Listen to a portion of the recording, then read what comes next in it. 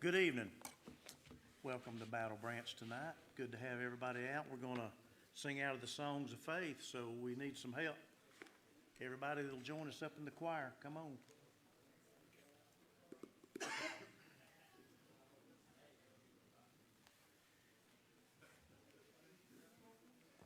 Especially the singers.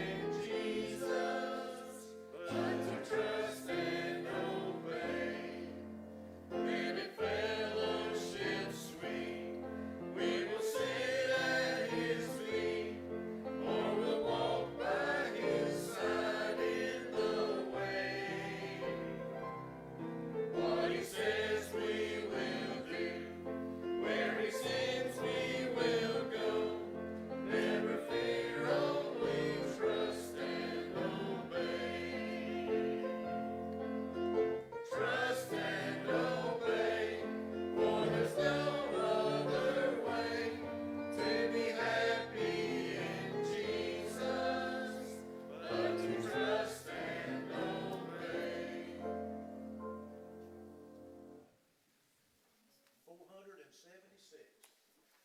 That's a good number.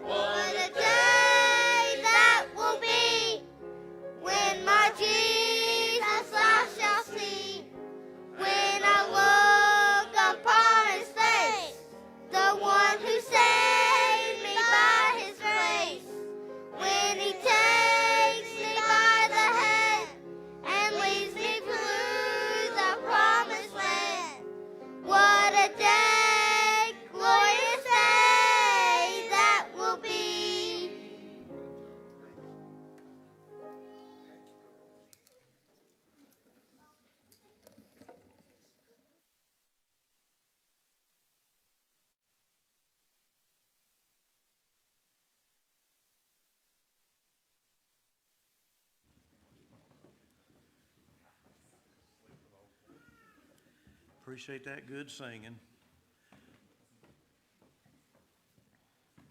Appreciate everybody coming up into the choir.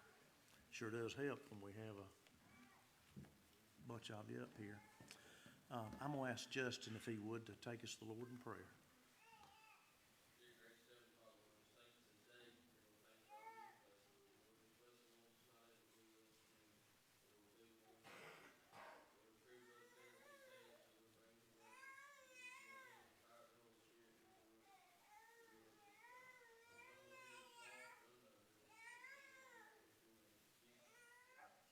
Amen.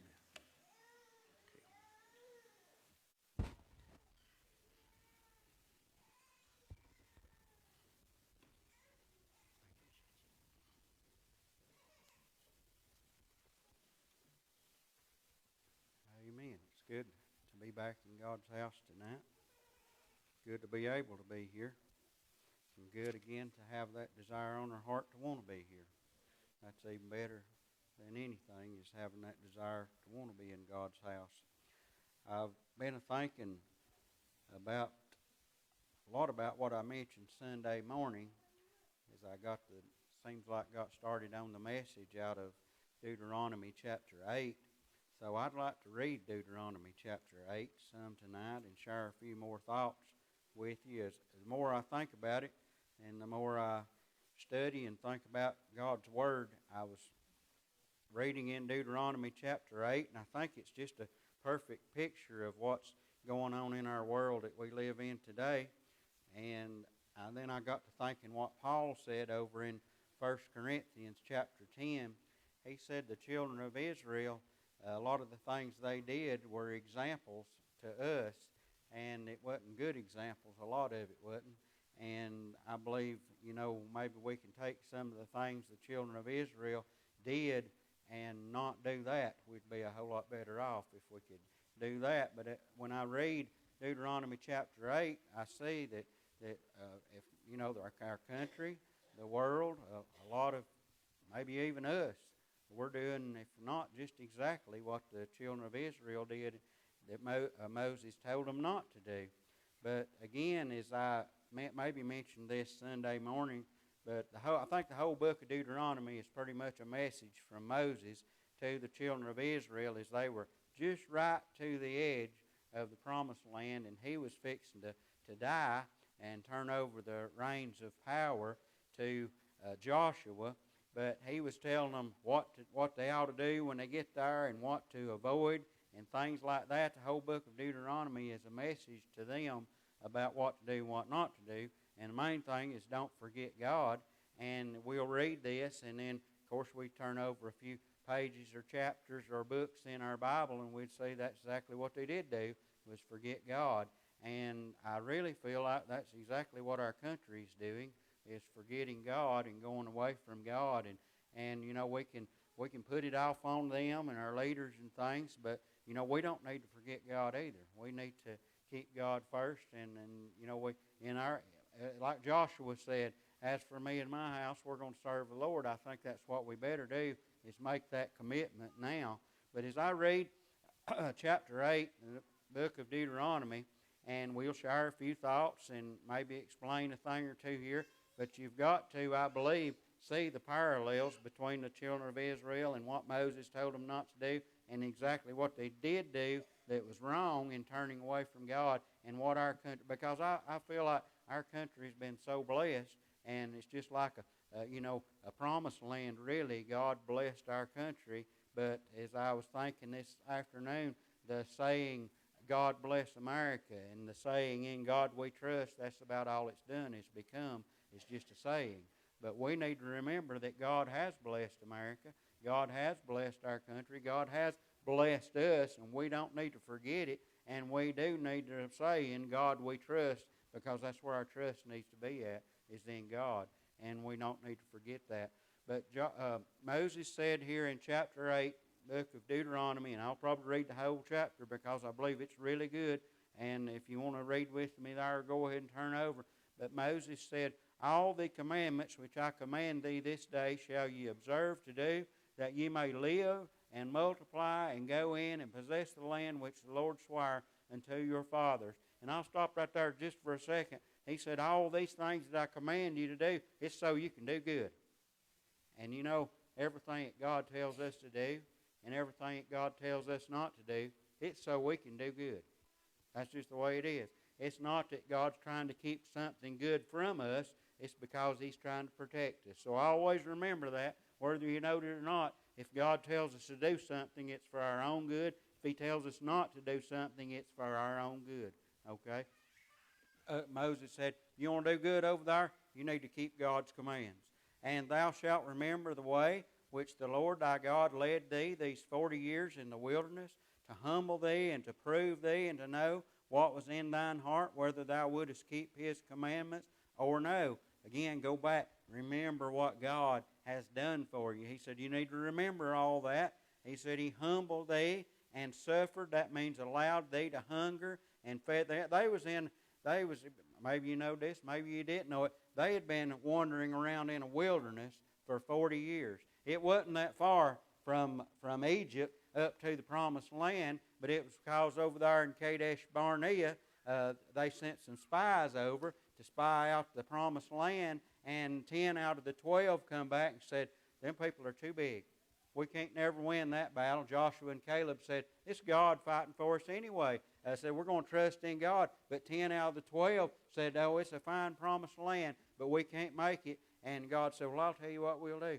He said, we'll let that whole generation die out. They can walk around in circles for 40 years until they die out. And he said, and then when they're all gone, then, and that's what had happened. That's where they were at. They had been wandering around in the wilderness, and they ain't nothing to eat in the wilderness. They say it's about dry, barren land, just a no man's land is what it is. There ain't a thing there, but God fed them with manna there, and Moses said, you need to remember that. You need to remember what God did for you. See, in this process, there's a whole generation going to die off. They're not going to get to go see the promised land, but all the ones that's still alive right here at the beginning of the promised land, he said, y'all need to remember what God did for you there in the wilderness. When they wasn't a thing to eat, they wasn't a thing to drink, God fed you, which he said he allowed them to hunger, and then he fed them with manna, which thou knewest not, neither did thy fathers know, that he might make thee to know that man doth not live by bread only, but by every word that proceedeth out of the mouth of God doth man live. Thy raiment wax not old upon thee. You ever thought about that? 40 years and their clothes didn't get old. Okay? He said, don't forget that. That don't just happen. I don't know about y'all, but my britches wear out pretty quick. 40 years would be a stretch, and they probably outgrow them too, but sooner than 40 years. But nevertheless, he said, they wax not old upon thee, neither did thy foot swell. These 40 years didn't even outgrow their shoes and things. 40 years. God did that for you. Remember what God did. Thou shalt also consider in thine heart that as a man chasteneth his son, so the Lord God chasteneth thee. He said, you need to remember that God corrected you. God made you mine. God tried to keep you in line. It was because he loved you and wanted you to do good. That's what we need to remember also, that when God corrects us, it's because he loves us. Therefore, thou shalt keep the commandments of the Lord thy God, to walk in his ways and to fear him. For the Lord thy God bringeth thee into a good land, a land of brooks of water, of fountains of depths that spring out of the valleys and hills, a land of wheat and barley and vines and fig trees and pomegranates, and a land of oil, olive, and honey, a land wherein thou shalt eat bread without scarceness. He said, there won't be no shortages where you're going. You're going to be blessed abundantly without scarceness. Thou shalt not lack anything in it, a land whose stones are iron, and out of whose hills thou mayest dig brass. When thou hast eaten and art full, and when thou shalt bless the Lord thy God for the good land which he hath given thee, beware. This is where the warning comes. He said, God's brought you all the way through that wilderness. That generation is gone now, those unbelievers. Those that doubted God, they're gone. He said, now you that are going to go over, cross into the promised land, you need to remember all that God did for you, but beware. Beware, and this is what I think we need to do. I think this would do our country good. I think this would do the world good. Beware that thou forget not the Lord thy God in not keeping his commandments and his judgments and his statutes, which I command thee this day. He said, beware that you don't forget what God tells you is right and what's wrong. Beware that you don't disobey God's commands, lest when thou hast eaten and art full, and hast built goodly houses, and dwelt therein. You know, we've been pretty blessed, ain't we? We've been pretty blessed, very prosperous. Our country is very prosperous, and there's a lot of bad things they are, but there's a whole lot of good. If a person wants to work, they can do pretty good. We've really been blessed. Why? Because of God. We don't need to forget that. He said when you get there, and you're full, and you've built good houses, and you're dwelling therein, he said, when thy herds and thy flocks multiply, in other words, you get to doing really good, and you get some wealth gained and all this, and thy silver and thy gold is multiplied, and all that thou hast is multiplied, then thine heart be lifted up. He's warning them, don't let this happen. But it has happened, I'm afraid. It did happen to the children of Israel. It has happened in our country. It can happen in our life. If it has, we need to remember God. He said, when you've been multiplied, when you've been blessed, you've got great increase, then thine heart be lifted up, and thou forget the Lord thy God, which brought thee forth out of the land of Egypt, from the house of bondage. He said, you forget where you come from. You forget how you were slaves, and that's all you were down there until God come and intervened. You forget all that.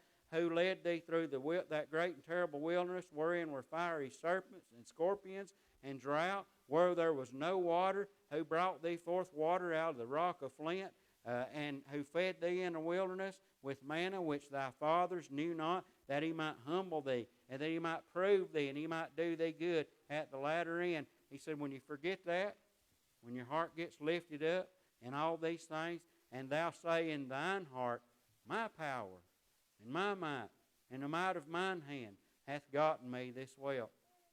That's when you're going to get in trouble. That's when we're going to get in trouble, when we say, look what we've done. Look what I've got.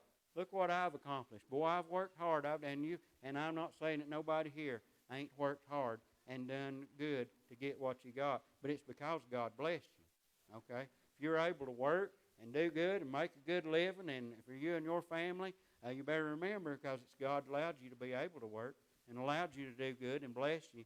He said, let me read that verse 17 again. And thou say in thine heart, my power and the might of mine hand hath gotten me this wealth. But thou shalt remember the Lord thy God, for it is He that giveth thee power to get wealth, that He may establish His covenant He sware unto thy fathers, as it is this day. He said, you need to remember that it's God that's allowed you to do all this, and God who's blessed you. You need to remember that. And it shall be, here's the thing, it shall be, and if it'll be for them bad if they forget God, then it's going to be bad for us if we forget God also. He said, and it shall be, if thou do it all, forget the Lord thy God, and walk after other gods, and serve them, and worship them, I testify against you this day that ye shall surely perish. You say, well, that bunch, they forgot about God. You can read over there in the next few books of the Bible, and you say, well, they forgot about God, and they served Baal, and all these other false gods and things like that. We wouldn't ever do like that. I'm afraid America and the world and our sin, we've decided we're going to serve self. Whatever we want, we're going to do it. Whatever feels good, we're going to do it. Whatever we think we want, we're going to go get it, however it takes. That's just where we're at. I'm afraid that we're serving the God of self. That's just where it's at. But they've served all kinds of other gods. He said, if you do that, he said, you remember, you're going to perish. You're going to perish. And again, we could look over a few books and we could see that's exactly what they did. God blessed them with the promised land.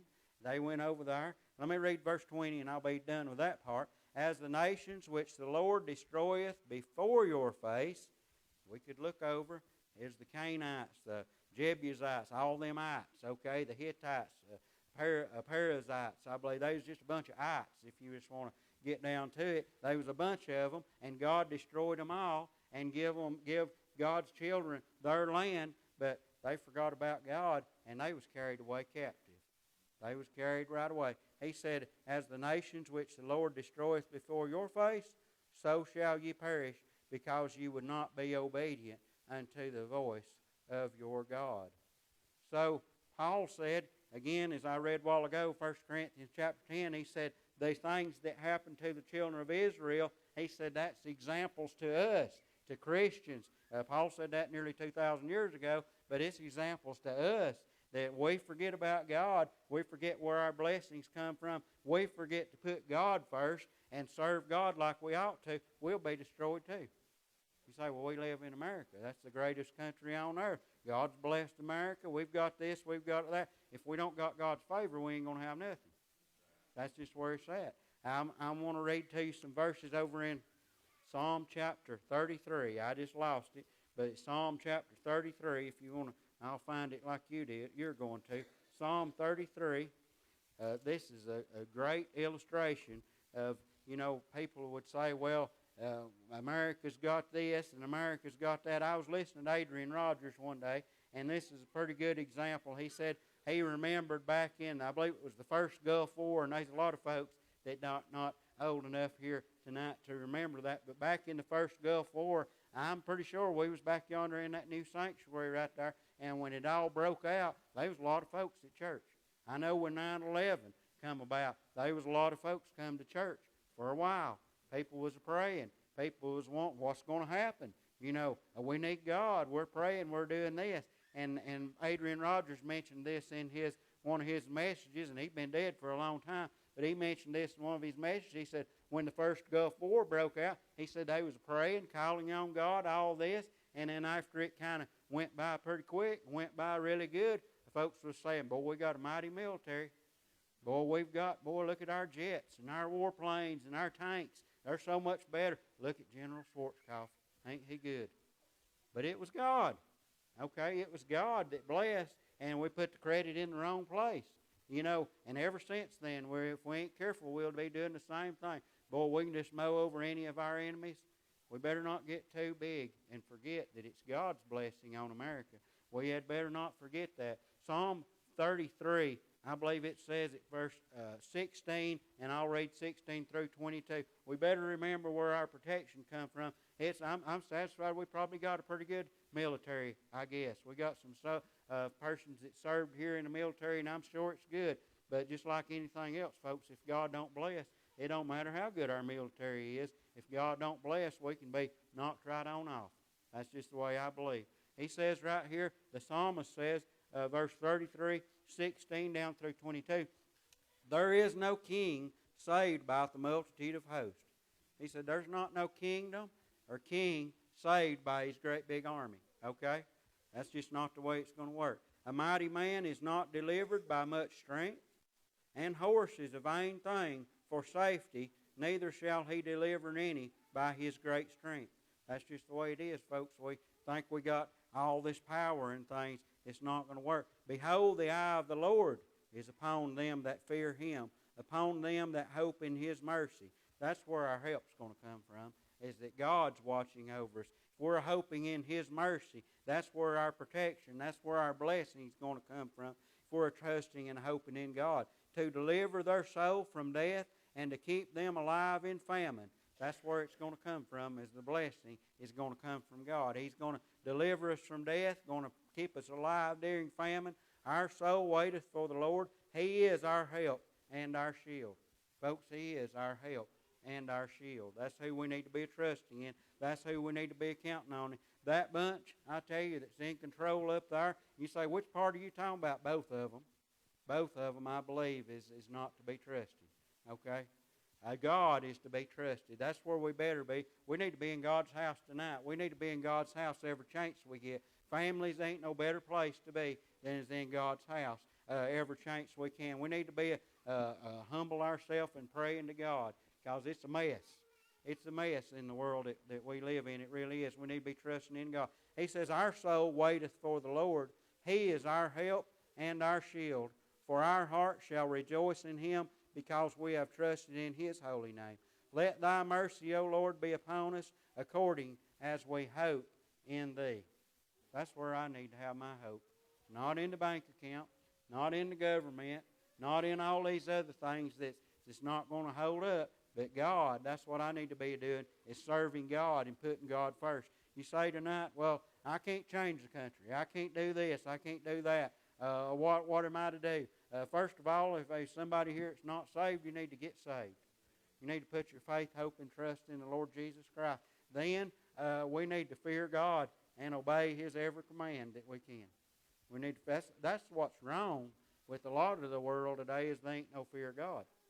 There's not that you say, well, this is going on and that's going on. What could we do to solve this problem? They got all kinds of problems down there around Atlanta. It's on the news every morning before you watch your weather. They say, well, we're going to solve this problem by that. No, we need to put the fear of God in them. That's what would solve a lot of the problems. But there's not a fear of God. I can't help that, preacher. Nope, we need to fear God ourselves. We need to fear God. We need to obey him in every possible way. We need to serve God. We need to do his will to the best of our ability. We need to hope and trust in him. We need to count on him to see us through. That's what we need to do, folks. There's a lot of things we can be. We are blessed. We've got blessed, like I said a while ago, to have jobs, to have houses, to have all these things. For that, we need to be thankful. For that, we need to not forget God. We need to just be thanking and praising him and looking him, because he holds tomorrow. Again, I say, what we need to do, we need to commit to be like Joshua said, as for me and my house, we're going to serve the Lord. Tonight, don't know anybody's heart, but I'm going to ask you to stand here tonight. Folks, that's where we need to be putting our faith, hope, and trust is in Him. We need to be counting on Him. If you've got a whole lot, I'm glad for you. I'm thankful for you. If you've got a good job, I'm glad for you. I'm thankful for you. If you've got good health, I'm glad for you and thankful. You ought to be thankful too. We ought to be thanking God. We ought to be trusting Him. Or not, if you've got a song on your heart and you want to come and play a verse here tonight, maybe you've got something out of this word. Folks, you say, well, I've not forgot God. Well, that's a good thing. A lot have, though. If we ain't careful, we'll forget God. If we ain't careful, we'll go attributing some of our blessings to our own doings. And it's God that allows us to be able to get up, go to work every morning. It's God that allows. You say, well, I've done this and I've done that. These folks in the world that ain't got nothing, that ain't had the opportunities we've got either.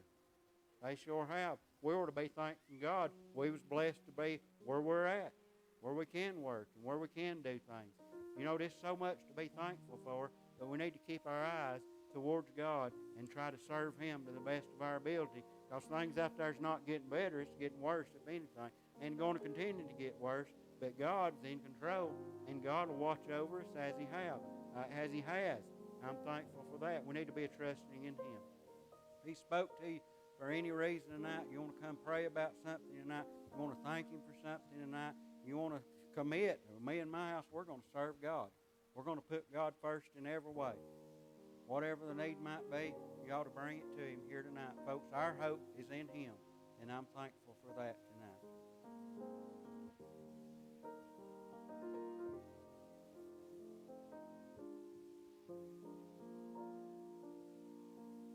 As these are coming, if you want to be a part of this prayer, maybe you've got a need you want to bring to Him, everybody can and will, let's come and go to the Lord in prayer together.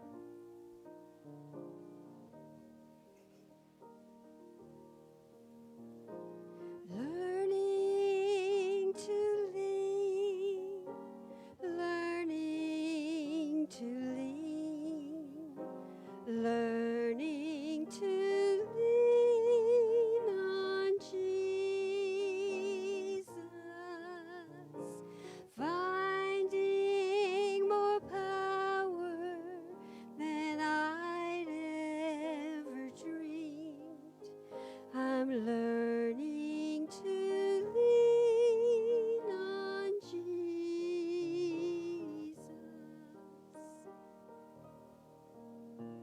The joy I can't explain fills my soul since the day I made Jesus my King.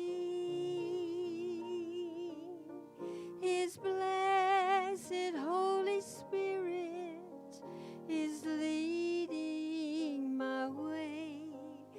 He's teaching, and I'm learning to lean.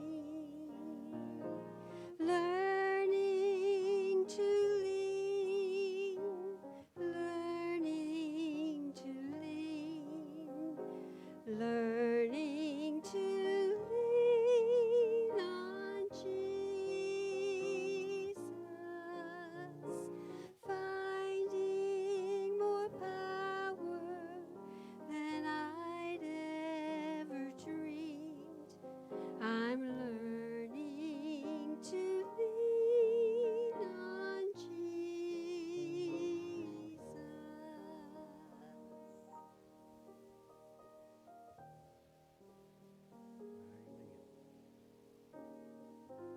She is singing that song, you know, that's the way we was designed to be, I believe, is to lean on God and trust in Him and count on Him. And it's where we get in trouble a lot of times, is we go to trusting in our own self and going about doing our own thing. We was made to lean on Him and trust in Him and be thankful to Him. And I'm thankful tonight for His blessings and goodness. Thankful for His word. I'm thankful that He's in control. Thankful for you being here tonight. I can't think of no better place to be than in God's house tonight. And all these young people in God's house tonight, that's a blessing. Megan said there was the most kids that's been in the program up here at 5:30. the youth program, and I'm just so thankful for that. Can't think of a better place for them young people to be. And so pray that that continue to grow. And these young people that's up there working and doing and teaching and all this, what a blessing they are. And pray for them as well. Is anything need to be mentioned or said, or something you want to thank God for tonight?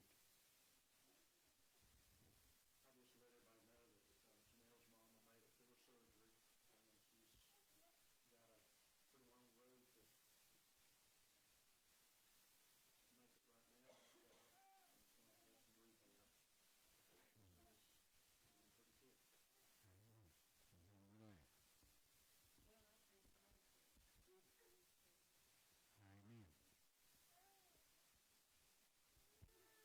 Anybody else?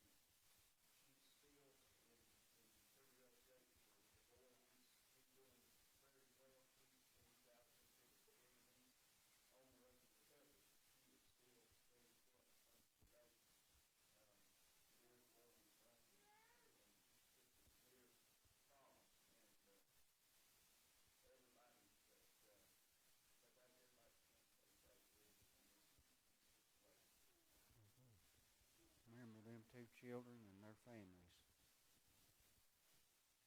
Anybody else? Well, I do appreciate you being here tonight. It's a good crowd. I hope and pray you got something out of this word. I would ask that you'd pray for the service come Sunday morning, and ask somebody to come and be with us, and come and be here for Sunday school, and just do everything you can, I think, because it's for our own good if we do everything that we can for God. Nothing else to be said. Scott, will you dismiss us in prayer tonight, and I'll catch you at the back corner door.